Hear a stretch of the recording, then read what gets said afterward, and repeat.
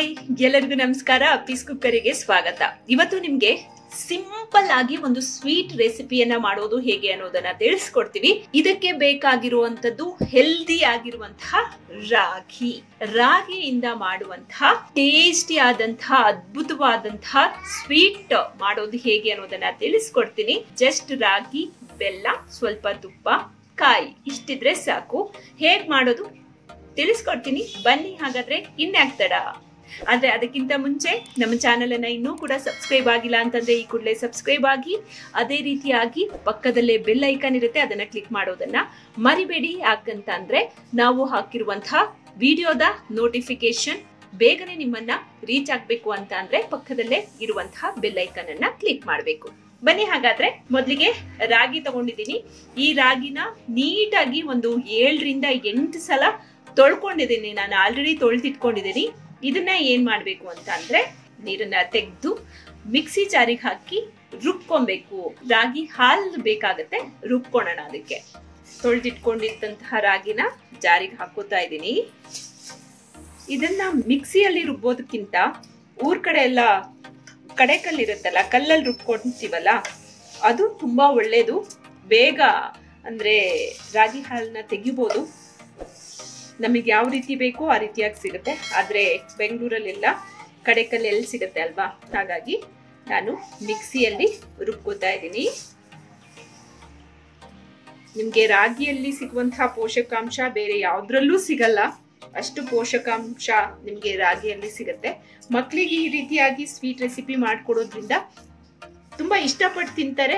ಮಕ್ಕಳಿಗೆ ಆರೋಗ್ಯಕ್ಕೂ ಕೂಡ ಒಳ್ಳೇದು. ಬೇರೆ ಹೊರಗಡೆಯಿಂದ ನಾವೆಲ್ಲ ಸ್ವೀಟ್ ತಂದು ಕೊಡ್ತೀವಿ ಅನ್ನೋದಕ್ಕಿಂತ ಮನೆಯಲ್ಲೇ ಮಾಡ್ಕೊಡೋದು ತುಂಬಾ ಒಳ್ಳೇದು. ಇದಕ್ಕೆ ಇವಾಗ ನಾನು ಸ್ವಲ್ಪ ನೀರನ್ನ ಆಡ್ ಮಾಡ್ತಾ ಇದ್ದೀನಿ. ಈ ರೀತಿ ಇದನ್ನ ರುಬ್ಕೋತೀನಿ. ರುಬ್ಬಿ ಆಯ್ತು. ಇವಾಗ ಇದಕ್ಕೆ ರುಬ್ಕೊಂಡಿದ್ದಕ್ಕೆ ಸ್ವಲ್ಪ ನೀರ್ ಆಡ್ ಮಾಡ್ತಾ ಇದ್ದೀನಿ. ಯಾಕಂದ್ರೆ ತುಂಬಾ ಗಟ್ಟಿಯಾಗಿ ರುಬ್ಕೊಂಡಿದ್ನಲ್ಲ. ನನಗೆ ಬೇಕಾಗಿರೋದು ಜಸ್ಟ್ ಇದ್ರ ಹಾಲಷ್ಟೇ, ರಾಗಿದು ಹಾಲಷ್ಟೇ. ಅದಕ್ಕೆ ಏನ್ ಮಾಡ್ಕೋಬೇಕು, ಇವಾಗ ಒಂದು ಜಾರ್ ತಗೊಂಡು ಅದನ್ನ ಸೋಸ್ಕೋತೀನಿ. ಜಾರಲ್ಲಾದ್ರೂ ಸೋಸ್ಕೋಬಹುದು, ಇಲ್ಲ ಅಂತಂದ್ರೆ ಕ್ಲೀನ್ ಆಗಿರುವಂತಹ ಬಟ್ಟೆ ತಗೊಂಡು ಬಟ್ಟೆನಲ್ಲಾದ್ರೂ ಸೋಸ್ಕೋಬಹುದು.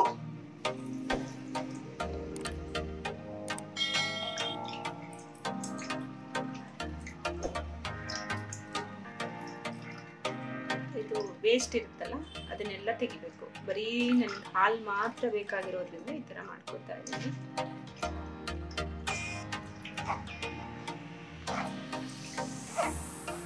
ರಾಗಿ ಹಾಲನ್ನ ನೀಟಾಗಿ ಸಪ್ರೇಟ್ ಮಾಡಿ ಇಟ್ಕೊಂಡಿದ್ದೀನಿ. ಇವಾಗ ಏನ್ ಮಾಡ್ಬೇಕು, ಮತ್ತೆ ಮಿಕ್ಸಿ ಜಾರ್ನ ತಗೋತಾ ಇದ್ದೀನಿ. ಅದೇ ಮಿಕ್ಸಿ ಜಾರ್ನ ಆಗ್ಲೇ ಹೇಳ್ದೆ ಇದಕ್ಕೆ ಕಾಯಿ ಬೇಕು ಅಂತ ಹೇಳಿ, ಕಾಯಿನ ರುಬ್ಬೇಕು. ಇವಾಗ ನನಗೆ ಇದ್ರಲ್ಲೂ ಬೇಕಾಗಿದ್ದು ಜಸ್ಟ್ ಕಾಯಿ ಹಾಲು ಮಾತ್ರ. ಕಾಯಿ ಹಾಲನ್ನ ಇದರಿಂದ ನಾನು ಇವಾಗ ಸಪ್ರೇಟ್ ಮಾಡಬೇಕು. ಅದಕ್ಕೆ ನೀರನ್ನ ಮಿಕ್ಸ್ ಮಾಡ್ಕೊತಾ ಇದ್ದೀನಿ. ಇದನ್ನ ಇವಾಗ ರುಬ್ಕೊಂತೀನಿ ನಾನು. ಇವಾಗ ಕಾಯಿ ಕೂಡ ರುಬ್ಕೊಂಡಿದ್ದೀನಿ. ಕಾಯಿ ಹಾಲನ್ನ ಇದಕ್ಕೆ ಹಾಕೋತಾ ಇದ್ದೀನಿ. ಇದನ್ನ ಸ್ವಲ್ಪ ಇದರಲ್ಲೇ ಹಿಂಡೋಣ. ಕಾಯಿ ಹಾಲನ್ನ ಸಪ್ರೇಟ್ ಮಾಡಿದ್ದೀನಿ. ಈಗ ಏಲಕ್ಕಿ ತಗೊಂಡಿದ್ದೀನಿ. ಒಂದು 8 ರಿಂದ 10 ಏಲಕ್ಕಿನ ಸಪ್ರೇಟ್ ಮಾಡಿ ಇಟ್ಕೊಂಡಿದ್ದೀನಿ. ಏಲಕ್ಕಿ ಬೀಜನ ಅದನ್ನ ಇದಕ್ಕೆ ಹಾಕೊಂಡು ನೀಟಾಗಿ ಪುಡಿ ಮಾಡ್ಕೊತಾ ಇದ್ದೀನಿ. ನೀವು ಬೇಕಾದ್ರೆ ಇದನ್ನ ಅದ್ರ ಜೊತೆಗೆ ಏನು ರಾಗಿ ಮತ್ತೆ ಕಾಯಿ ರುಬ್ತೀರಲ್ವ, ಅದ್ರ ಜೊತೆನೆ ಹಾಕೊಂಡು ರುಬ್ಕೋಬಹುದು. ಸ್ವೀಟ್ ಜೊತೆ ಏಲಕ್ಕಿ ಫ್ಲೇವರ್ ಇದ್ರೆ ಅದ್ಭುತ. ರಾಗಿ ಹಾಲು ಮತ್ತೆ ತೆಂಗಿನಕಾಯಿ ಹಾಲು ಅದಕ್ಕೆ ಮಿಕ್ಸ್ ಮಾಡ್ತಾ ಇದ್ದೀನಿ. ಒಲೆ ಮೇಲೆ ಇಟ್ಟಿದ್ದೀನಿ. ಇದನ್ನ ಹೀಗೆ ಕೈ ಅಲ್ಲಾಡಿಸ್ತಾ ಇರ್ಬೇಕು. ಯಾಕೆಂತಂದ್ರೆ ಅಡಿ ಹಿಡಿಬಾರ್ದು. ಇದಕ್ಕೆ ಸ್ವಲ್ಪ ಉಪ್ಪು ಹಾಕೋತಾ ಇದ್ದೀನಿ. ಕೆಲವರು ಸ್ವೀಟಿಗೆ ಉಪ್ಪು ಹಾಕೋಣಲ್ಲ, ಆದ್ರೆ ನಾನು ಉಪ್ಪು ಹಾಕೋತೀನಿ. ಉಪ್ಪಿದ್ರೇನೆ ಚಂದ. 1 3 ಸ್ಪೂನ್ ಅಷ್ಟು ತುಪ್ಪ ಹಾಕೊಂಡಿದ್ದೀನಿ. ತುಪ್ಪ ಜಾಸ್ತಿ ಹಾಕೊಂಡ್ರು ಏನು ಪ್ರಾಬ್ಲಮ್ ಇಲ್ಲ. ಇದನ್ನ ನೀಟಾಗಿ ಇದು ಮಾಡ್ತಾ ಇರ್ಬೇಕು. ಅದು ಗಟ್ಟಿ ಆಗ್ತಾ ಬರುತ್ತೆ. ಲೋ ಫ್ಲೇಮ್ ಅಲ್ಲಿ ಇಟ್ಕೊಳ್ಳಿ, ಇಲ್ಲಾಂದ್ರೆ ಉಂಡೆ ಕಟ್ಟುತ್ತೆ ಅದು. ಹಾಗಾಗಿ ಹೀಗೆ ಮಾಡ್ತಾನೆ ಇರ್ಬೇಕು ಇದನ್ನ.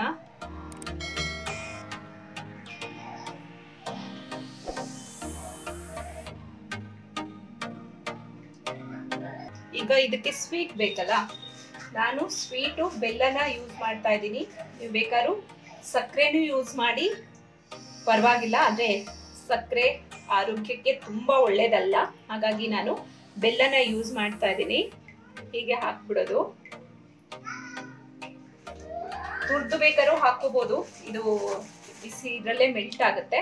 ಹಾಗಾಗಿ ನಾನು ಹೀಗೆ ಹಾಕೋತಾ ಇದ್ದೀನಿ. 2 ಉಂಡೆ ಬೆಲ್ಲನ ಹಾಕೊಂಡಿದ್ದೀನಿ. ಆಮೇಲೆ ಸ್ವೀಟ್ ನೋಡಿ ಬೇಕಾದ್ರೆ ಆಮೇಲೆ ಹಾಕೋಬಹುದು, ತುರ್ದು ಬೇಕಾದ್ರೂ ಹಾಕೋಬಹುದು. ಅಡಿ ಹಿಡಿಯಕ್ಕೆ ಅಂದ್ರೆ ತಳ ಹಿಡಿಯಕ್ಕೆ ಬಿಡಬಾರ್ದು.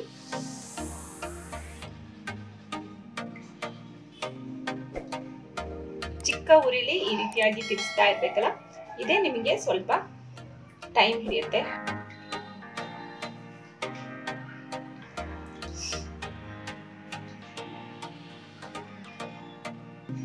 ಒಂದು 30 to 40 ಮಿನಿಟ್ಸ್ ಇದೇ ರೀತಿಯಾಗಿ ತಿರ್ಸ್ತಾ ಇರ್ಬೇಕಾಗುತ್ತೆ.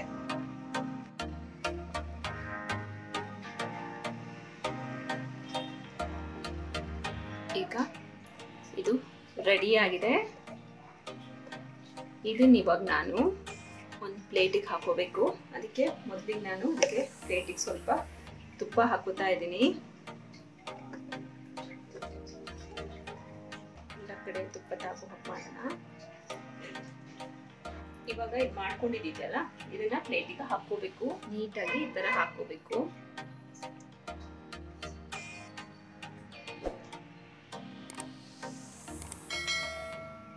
ಈ ರೀತಿ ನೀಟಾಗಿ 2 ಕಡೆನೂ ಒಂದೇ ತರ ಬರೋ ತರ ಹಿಂಗ್ ಮಾಡಿ ಬಿಸಿ ಬಿಸಿ ಇರ್ತಾನೆ ಪ್ಲೇಟಿಗೆ ಹಾಕಿಡ್ಬೇಕು. ಫುಲ್ ಎಷ್ಟು ತಣ್ಣಗಾಗುತ್ತೆ ಆಗ್ಲೇ ಇದರ ರುಚಿ ಚೆನ್ನಾಗಿ ಬರುತ್ತೆ. ಇವಾಗ ಇದನ್ನ ನಾನು ತಣ್ಣಗಾಗಕ್ಕೆ ಇಡ್ತಾ ಇದ್ದೀನಿ. ಎಸ್, ಸ್ಪೆಷಲ್ ಸ್ವೀಟ್ ರೆಡಿ ಆಗಿದೆ. ನಿಮ್ಗೆ ನೋಡಿದ್ರೇನೆ ಗೊತ್ತಾಗುತ್ತೆ, ಹಿಂಗ್ ಮುಟ್ಟಿ ನೋಡಿದ್ರೆ. ತಣ್ಣಗಾದಷ್ಟು ಇದರ ಟೇಸ್ಟ್ ಚೆನ್ನಾಗಿರುತ್ತೆ.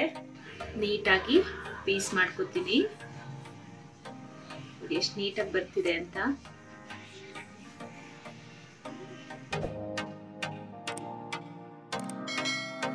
ನೀಟಾಗಿ ಎಲ್ಲ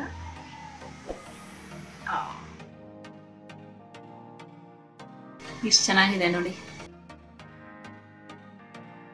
ಏನಾದ್ರೂ ಡಿಫ್ರೆಂಟ್ ಮಾಡಬೇಕು ಅಂದಾಗೆಲ್ಲ ಈ ರೀತಿಯಾಗಿ ಖರ್ಚಿಲ್ಲದೆ ಮಾಡಬಹುದು. ಇದು ಇವತ್ತಿನ ಸ್ಪೆಷಲ್ ವಿಡಿಯೋ. ನಾಳೆ ಮತ್ತೊಂದು ವಿಡಿಯೋದೊಂದಿಗೆ ಮತ್ತೆ ವಾಪಸ್ ಆಗ್ತೀನಿ. ಧನ್ಯವಾದಗಳು. ಆದ್ರೆ ಸಬ್ಸ್ಕ್ರೈಬ್ ಆಗೋದು, ಪಕ್ಕದಲ್ಲೇ ಇರುವಂತಹ ಬೆಲ್ ಐಕಾನ್ ಒತ್ತೋದನ್ನ ಮರಿಬೇಡಿ.